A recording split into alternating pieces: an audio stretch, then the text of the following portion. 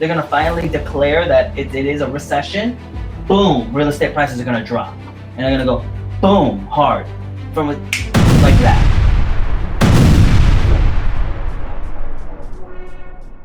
Why it will take 12 to 24 months for the real estate market and the stock market to go down. So this is basically how it functions. Our world is segmented in different ways. So there's the stock market and how it functions. There's the real estate market and how it functions, and then there's basically Main Street or the real world and how it functions. And all three kind of lag each other. They don't really correspond very well, but they do mimic and have a rhythm with each other. So when one thing happens, the other things will eventually reflect it, but it takes time. So with the stock market prices are based off of sentiment. Sentiment meaning feeling, emotions. If people feel that things are going to get better, then the prices are going to be high. And normally you're going to reflect that on a high price to earnings ratio. And normally a high price to earning ratio is around 30, we'll say 30 and above. For example, right now Disney's at almost 40 PE ratio. So that means they think this company is going to grow, they're going to spend more money, they're going to make more money, and that means they're going to be having a lot of customers coming in.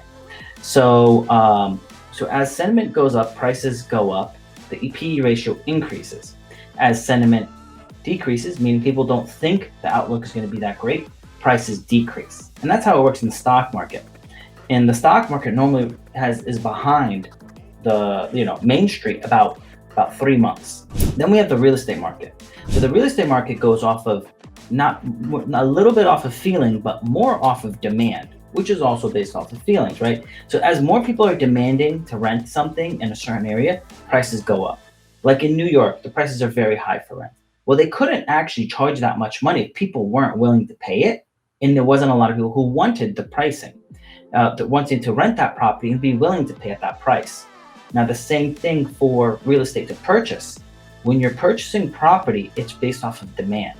So currently, right now, for example, in some counties in California, they only have about 2.2 months worth of supply of homes for sale. That means if they sold every single piece of property and no additional property went up for sale, all the properties would be gone in 2.2 months, which is a lot of pressure to increase prices. Right now, or that's what it is right now. Normally, it's about 6 months worth of supply. So if they had 6 months worth of supply, the pressure for prices to increase wouldn't be that high, and the prices wouldn't go up. So those are how the markets function. Now let's talk about Main Street. What happens on Main Street determines what happens on the stock market and the real estate market. And in a little bit, I'm going to put up on the board to show how things are going to reflect.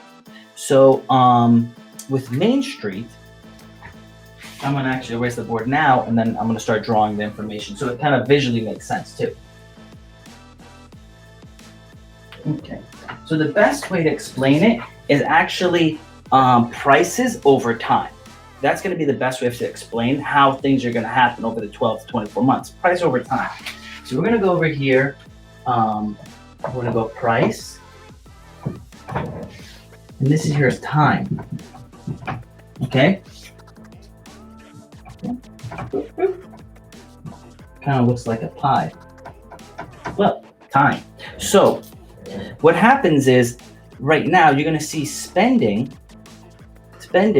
is going to start slowing down. So as we start spending less money, the small businesses aren't getting the money, right? So right now, let's go back to the stock market.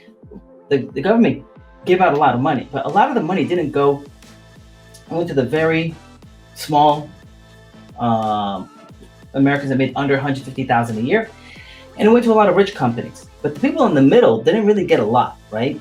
If you made $300,000 a year and you owned a small business and both of those things got hurt, you really didn't get much, especially if you didn't have many employees. Like the PPP funds aren't really doing too much. They're doing something, but not a lot. So we're going to have a crunch in that middle section. So what's going on now is that if 10%, I just want you to understand this like that, right? If spending decreases 10%, most small businesses become unprofitable. Their top 10% is where all the money is.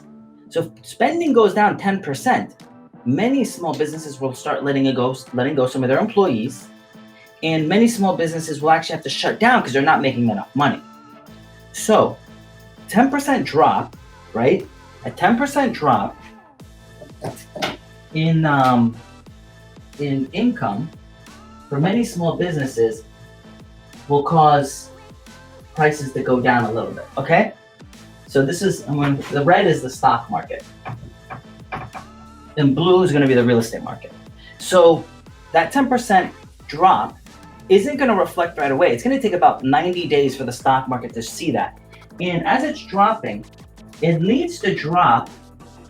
As long as it drops the amount everyone thinks it's gonna drop, their feelings are gonna be okay. So the price of the stock market isn't gonna drop that much. It's not gonna drop hard. It's only gonna go down a little bit, right? That's why we're right now about 20% lower than our height was, instead of more than that. Now, this is based off of feeling. Now, what happens is as more people are being let go, right? As time goes on, more people are gonna be let go. More businesses are gonna close. Less money is gonna be spent. And that money is gonna be spent less and less and less being spent. So it's not circulating in the system. So there's not enough liquidity in the market. Money's drying up. People don't have it to spend. They can't get loans, right? You already heard they're reducing the amount of people to buy homes. They're reducing the amount of loans they give up to investors, to people who want to buy real estate or invest in their business. They're reducing that. So the amount of money in the market's dropping. So what's going to happen over time, every 3 months, the stock market is going to realize that it's worse than it is. And eventually, they're going to be calling it a recession, a depression, which then normally has a big drop, right?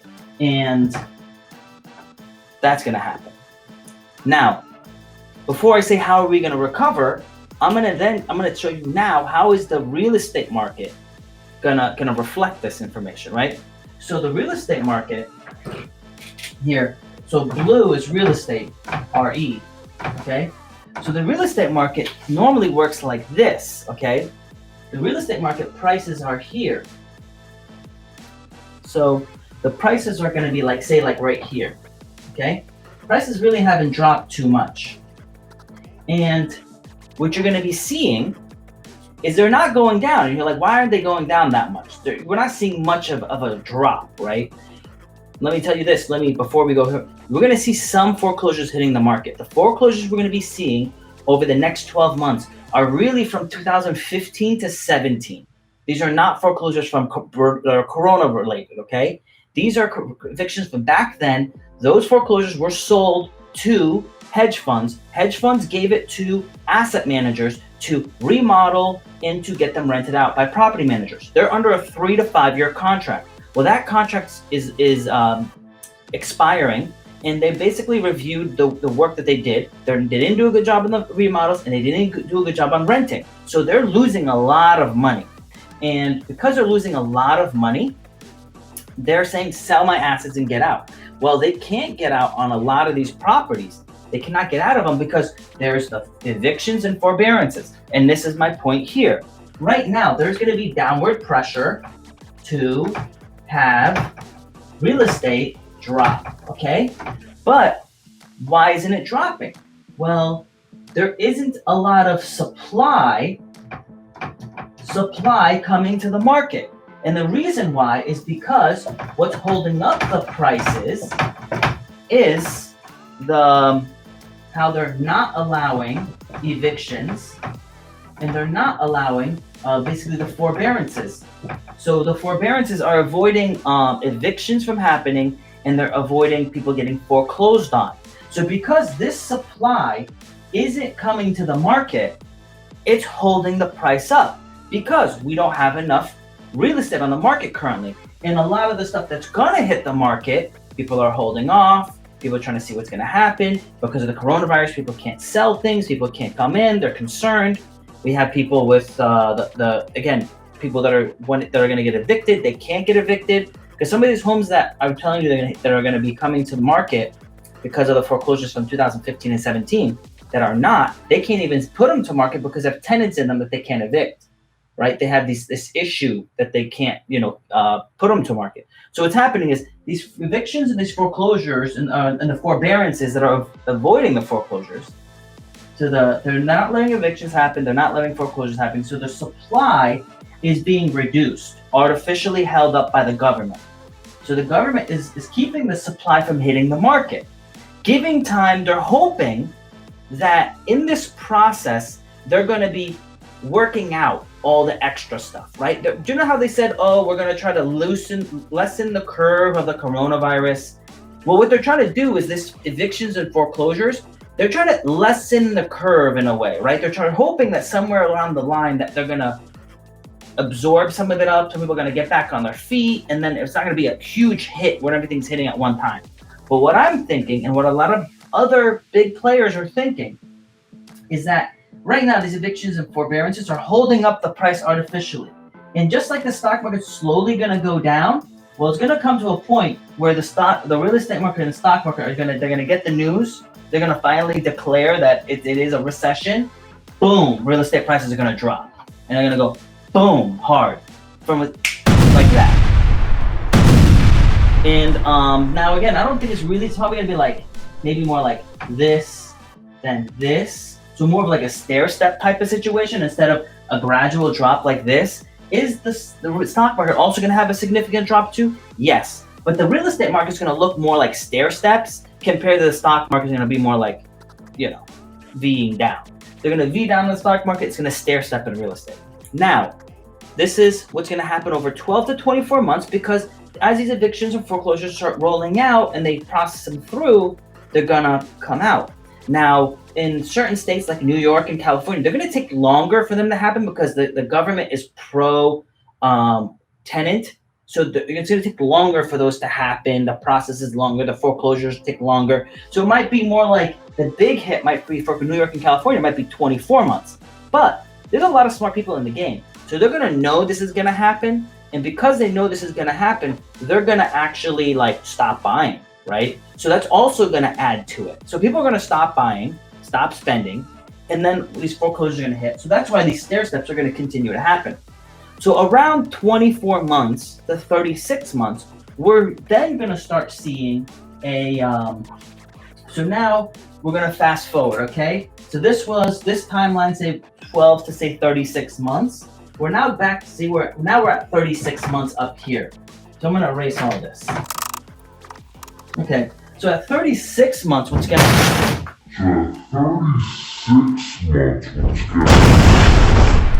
All right. Oops. So at 36 months, shouldn't have been so aggressive. At 36 months, what we're going to see happen is basically this. You guys are probably having a good laugh at home. So in the stock market is going to have one of these. As the money starts being spent, as feelings are going to go up. Now, stock market in reality is going to go up probably faster than the real estate market is. It recovers faster, okay? The real estate market is slower. It's lagging the stock market. Because with the real estate market, it will take, I'm going to give you guys a second to get all the laughs out.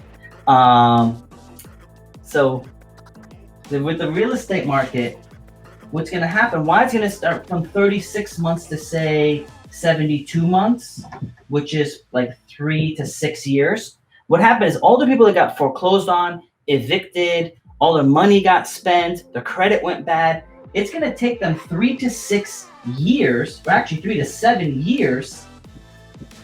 So for their credit, their cash, their tax returns to get back. So there's going to be a ton of people who want to buy stocks and want to buy houses. The problem is with the housing market, it takes a lot more than just money to get in. It takes credit, it takes tax returns, right? That's why in my course it teaches the foundation of all this stuff. Because if you're just good at one thing, it's not going to help you, right? If you're just good at one of those other things can take you down. That's why it helps you across the board and all those things. So it will take them 36 to 72 months for to get their credit, cash, and tax returns back in order. And that's why you're going to see another 3 years on top of that, so up to 10 years of the real estate market going up. And that's why you're going to see the real estate market go up for about 10 years. So I'm going to see the bottom is going to be 24 to 36 months. And from there, we're going to have about 7 to 10 years of good times again.